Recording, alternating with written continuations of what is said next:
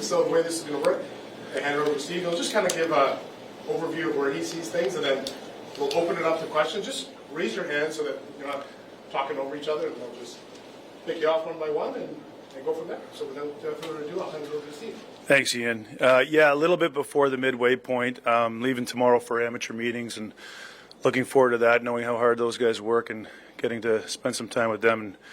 But we're at the midway 39 game mark here, and it's good for me to give you a brief overview on where I feel the team is at. The one thing I think there's a couple things I think that are different this year. One is expectations. I think the expectations, and that comes with how well the team played last year, in particular post-trade deadline. And that's well earned, and teams aren't taking us lightly now, and we have higher expectations for ourselves. What are the expectations for our group? We talked about taking a step last year. We want to take another step this year, and we're building towards wanting to be a contending team, and this is certainly part of the process. But expectations are different coming into this year. We're 2 points better than we were at this point last year. So, do we want to be better than that? Of course, we're always striving to be better. But I watch our team and I look at it objectively. There's a lot to like about the way we've been playing. We use the underlying numbers to confirm what we're seeing with our eye. We've improved in some of the most important categories when you look at the numbers, and and perspective is this. I think we went through a 2-7-1 stretch where, when I was watching our team play, it felt pretty good about the way we were playing, and we weren't getting the results. So, keeping with the theme of being process driven, I think those are some of the things that I look at to make sure that we understand exactly what we are as a team. The other thing I think is unique, and we've talked a lot about it, is the parity in the league, and in particular in the Eastern Conference and in the Atlantic Division. So it puts a greater emphasis on each and every game. I think the margins are tighter than they've ever been, and we got to be up for the challenge. We got to be up for the challenge to be able to get through some of those areas and improve on our game. So I know you're guys going to have more specific questions, so I can open it up to you guys now. Just a couple things for me. Why do you think this team has struggled so mightily with consistency? I don't know if it's been consistency in play or effort. We live in reality. There's a couple areas of our game that aren't up to expectation, and we can talk about goaltending. And if the goaltenders were in here right now, they would, be honest that they haven't played to expectations. Now, I think the optimism comes from over the last month or so. They have played to expectations, so it wasn't the best of starts for them, but it had stabilized, and I would feel comfortable saying that it's going to continue to not only stabilize but move in the right direction. But to stabilize, you have to have both your goalies. Do you have any idea when you're going to have Linus Ullmark back? Well, Linus knows he's got our full support, and we're going to respect not having a comment on that situation. We have full belief in Linus. And along with Levy, who's a good young goaltender who continues to develop, along with our depth with Mads Sogard and Hunter Shepard. So, Linus, we know what Linus is as a goaltender. He knows what he is as a goaltender. But at this point in time, we just have our full support and respect his privacy as until we have him back. Is there any timeline, though, on that? Do you have any idea of how long that could be? No. Yeah, we wouldn't, I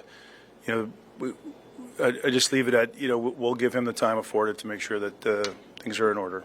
And even with that, do you expect to be in the market to add a goaltender to your depth at this point, or are you just going to run? Like I said, I think that, with the depth that we do have, relatively unproven. Levy's had some time, but Mads is continuing to develop. and in the right spot right now where he's got the net in Belleville and getting that time. But he's always been a top prospect goaltender, turning into a top pro prospect on the cusp of getting an opportunity. There's been a lot of talk about what assets you might have if it comes to a point where this team might have to make a trade. If a trade comes your way, how likely are you to consider parting with some of your top prospects, like a Carter Yakupchuk or a Logan Hensler in a trade? Oh, I wouldn't go so far to that. We're looking at trades. I think you ask me often, are you active? I think we're always active, and I think it goes for most general managers. We speak often on ways to continue to improve our team, but as far as the assets that we have at the right time, if it's the right player, that's just kind of too hard to really put a finger on what might go out for what's out there. I know you get asked this a lot, but have you been given any indication as to whether or not you will get your first round pick back? No indication. Just want to go back to the goaltending. Are you confident then in the situation that you've got right now with Levy and Hunter and then Mads? Is that what you're good with right now? Yes, and we continue to evaluate, and they're all good goaltenders that, again, with Shep and Sogi haven't had the opportunity yet, but they're quality goaltenders. And Levy, like I said, it continues to build, and young goaltenders. It's amazing, the goaltending position. You can talk to any team in the league, and it's under a microscope, and you can have players that go through stretches that don't have a good month or a good 10 games or whatever it might be. But obviously the emphasis on goaltending. But we have full faith in the goaltending, and we have full faith in Linus once he gets back, Levy, and then Mads and Shep. Just to follow up also on something you were saying earlier, the expectations of this group being different and the fact that you're 2 points ahead of where you were last year. When you look at the standings, though, and I know you mentioned the parity, is this where you thought you'd be in the standings? Because that's kind of what matters at the end of the day in terms of making the playoffs. Absolutely. No, I mean, could we be 5 points better? Watching our team play. Over 82 games, you hope that it levels out. If we play to that level over 82, you hope that would, we'd get back to the level that we were last year from a point total perspective. But we can't get wrapped up in looking at the standings. We have to stay focused on what we do on the day-to-day, which is, we've talked about being process-driven. And the expectation is we continue to take a step forward. And it's not, we have enough of a sample size as 39 games that we have taken a step forward in some of the most important categories. But certainly we hope it reflects in wins. We're going to get judged on wins and losses and where we end up in the standings. But the margins are so fine that we can't, you want to stay on top of these areas to continue to improve. But we're not where we want to be for sure from a point total perspective, but I don't think our game's far off. How does maybe wanting to take a step forward this year? What if you don't? How does that change the calculus of how you see this team moving forward, especially as you mentioned before, this is kind of your contention window the next couple of years? Well, I'll start with the contention window of the next couple of years. We'll contend when we're ready to contend, and I think that we're continuing to build towards that. I think that putting a timeline on when our contending window is, I think we have a good young team that continues to develop. And sorry for the first part of your question? I guess just what's the calculus for you? Okay. Yeah, well, I mean, continue to evaluate and watch as the team moves forward. Now, I felt last year that there was an opportunity under sort of tight cap constraints to try and improve our team, lengthen our lineup, add a couple of players that are in our top six. If we're moving towards that, I'll be looking to do the exact same thing. And we're always looking to try and get better. And last year we had the opportunity to do that. We'll look at it again. I don't think that, to your point, I think what you're getting on is if the team doesn't get to a certain level, which direction we go. I mean, we'll continue to evaluate, but there's enough optimism with this group that I'm hopeful that we're looking at it in a different way. John? You talked about the margins being tighter than they've ever been before, which I think everyone in the league is experiencing. Are there areas of your game or maybe things that you can do that you feel you can just build a little bit, tip the scales and get on the right side of those margins? Have you identified areas of your game? Special teams. You know, I think when you look at 5-on-5 play, it's so tight across the league. Teams are so prepared to play. The parity is incredible. I think mentally we've done a good job. The other thing that's becoming more clear in our league is the swings. You know, up 2 goals, down 2 goals, you're never really out of it. I think we've done a good job being able to stay level-headed and maintain our play. But certainly the margins in special teams, when I look at the underlying numbers, there's a lot of good in our game. Our defensive game is very strong. Our structure is great. The coaching has been, you know, holding our players accountable to winning hockey, and they've bought into it. So there's been a couple areas for sure that we'd look to improve in. You're a young team and you're growing. What have you seen from this team in the idea that last year they made the playoffs? How do you think they've handled the idea that, okay, you made it, now we're a playoff team, now we just keep building, and how hard that can be from year to year, the work that needs to go into being right where you got to last year? I feel that they're game for it. I think that there's a mindset with this group that they want it. I would say, and I think I said to you guys after the 20-game mark, early on, we may have gotten away from that process-driven approach. And I'm not sure if it was the eagerness. They're a very coachable group. They're very motivated. And sometimes when you want it so bad, you know, you're not doing yourself any favors. And I think coming out of the gate, I was a little surprised. I think we didn't really play to our identity is probably the best way to describe it. I feel like we're getting closer to playing to our identity more consistently. You mentioned special teams. Your team's penalty kill has been a big talking point throughout this season. From where you're standing, what might need to change in order for it to kind of get out of the 31st place that it's in right now? Is it a question of an on-ice adjustment? Is it a question of adding a penalty killer? Is it something that might have to be done with your coaching staff? How do you see it? All of that's in discussion. I'm in and around the coaches' room. I see how hard they work, and it's not just on one coach. Like, they all work together on all these areas. They've recognized that it's an area that needs to improve. There's no panic in it. We go through a process to try and find ways, whether it's personnel, who's playing where, defense pairings, how we deploy them.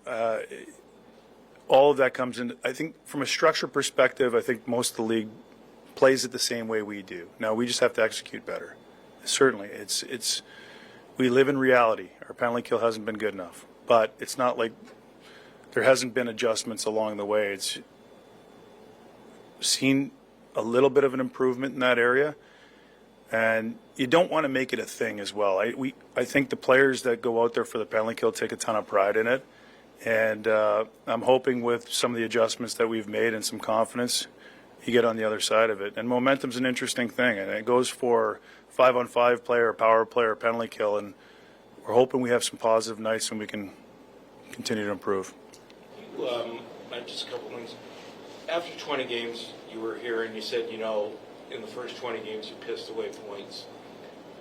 Do you feel like that trend has continued, though, in the last 20 games? I mean, the 2-7-2 stretch that we played really well, yeah, you'd hope that you get, you know, a few more points, but we can't look back on it. We got to continue to move forward. If we're 5 points better right now, how much better do we feel about it? You know, you'd hope again over 82 that with the consistent effort that our group puts in, improvement in some of those areas that comes back to us. And you got to believe that some of the things that I see as I watch and what we're reading as well as far as tracking our team, that it gets to that level. How are you finding the trade market right now? Because it's kind of a unique year, Stephen, that we're 34 days from the Olympic break, and then you're going to come back and you're going to have like 10 days to the trade deadline. Is anyone seeing that Olympic break as a possible deadline of its own? I would say, and I'd add, Bruce, that with the standings being so tight, I think that puts another variable into how the conversations are going to go.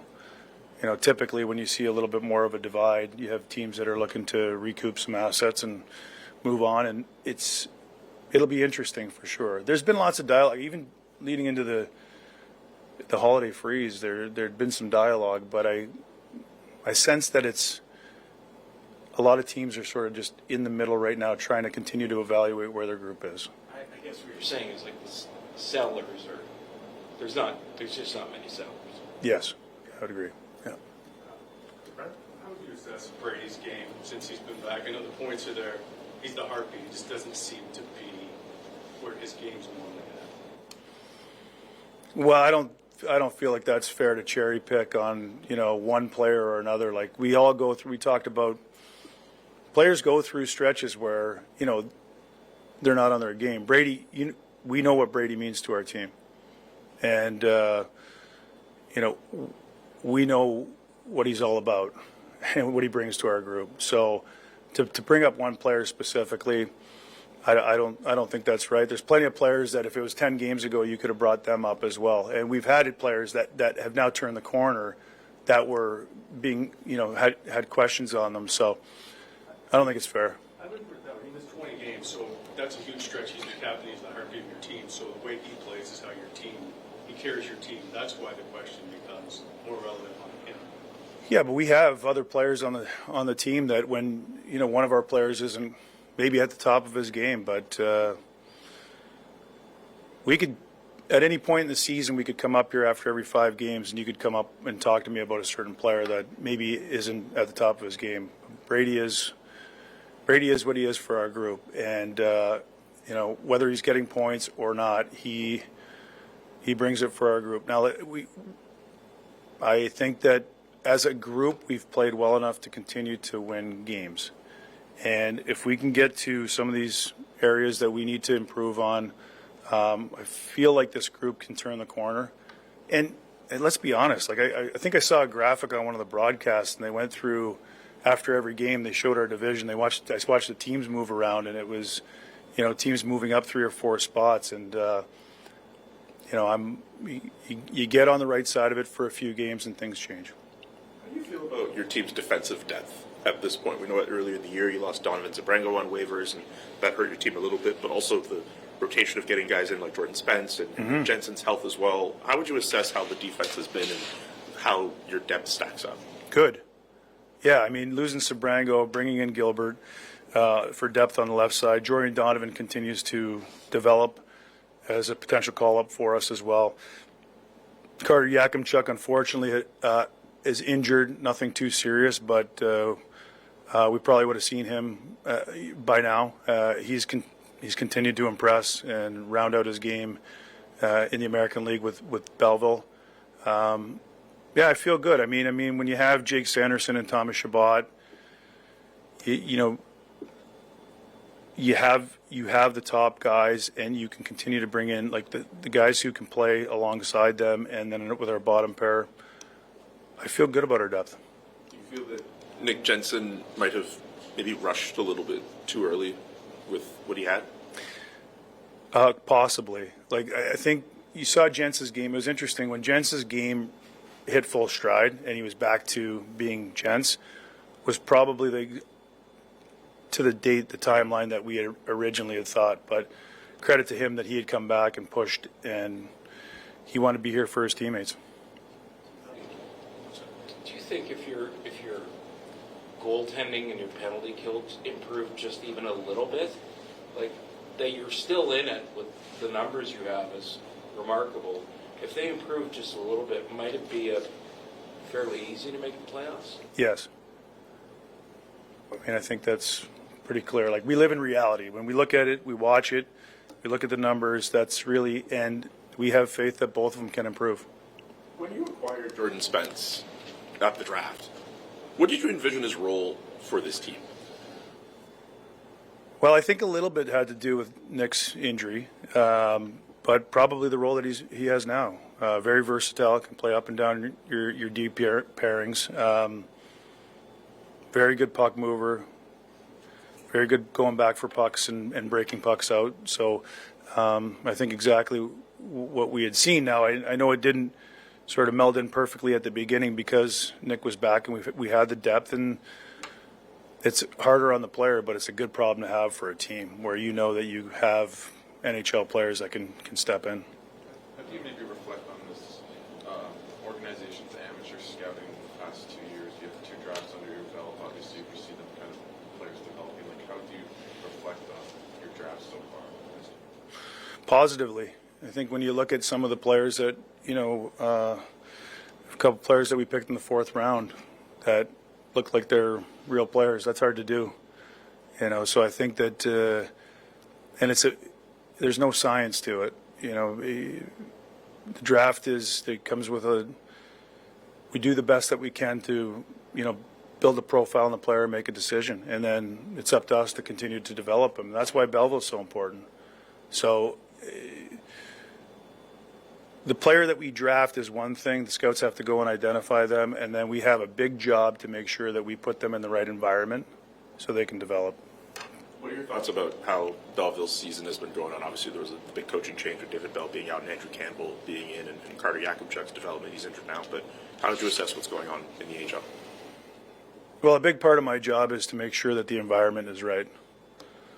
And so Belleville continued to take a step from the beginning year and has taken a big step forward in that regard.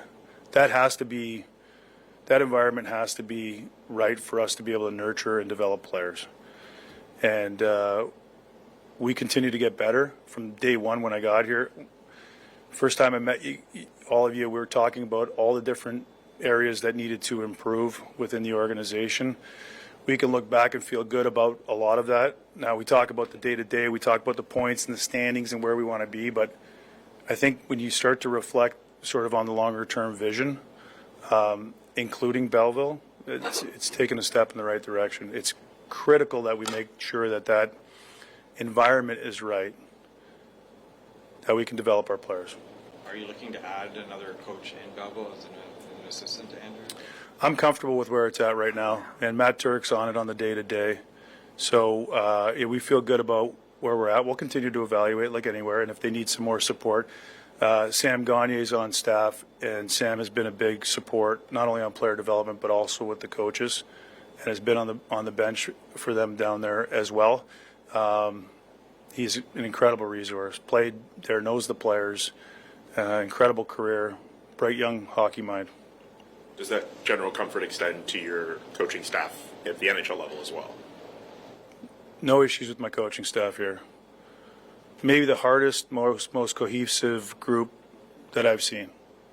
Like, it's impressive. I wish you guys could see it. Like, the amount of work, the passion, the commitment, the dedication, the understanding, the way Travis has included all the coaches, it's as good as it gets from what I've seen, and no issues there. I know it's probably up to the coaching staff to relay that, but for you at this point in the season, what would management's overarching message be to your players? Continue to stay with it. Continue to stay with it to be able to take that next step. Like the margins, I think, like everything that we've talked about, we feel like we're close. But in this league, you cannot take that for granted at all. The emphasis on every given night is, it feels like every game. The emphasis on each and every game now this year, I think has never been highlighted with the parity that we have. So, improvement in some of the areas. The margins are very tight, so make sure you're prepared for every game. Condensed schedule. Look after yourselves. I think leading into the Olympic break, I think we've taken a lot of time on rest and recovery as well in a year like this, and those are the margins. Like if we're looking at every single detail to try and make sure that we're prepared. How do you feel Fabian Zetterlund has filled the role of adding scoring for this group to this point? Yeah, the one thing about even when he wasn't scoring, he was bringing. He's got a fallback game, which is always comforting. He's in on the forecheck. He's heavy. He's got great speed. He was a little snake bitten for a while there, but seems to have found it. But he continues to create opportunities. he's fit in well up there. The transition for a player, in particular, like, if you're coming from a system where, in a trade, you're coming from a system to a team that plays similarly, I think the transition may be a little bit more seamless. And maybe it took Fabian a little bit longer, but it certainly feels like he's fit in quite well there. All set. Just one last thing. Should you need to address your goaltending, have you spoken to the league regarding special circumstances to take Allmark's cap hit off the cap? I won't comment on it, but we'll always look at every possibility for sure. Yeah. Okay. Thanks.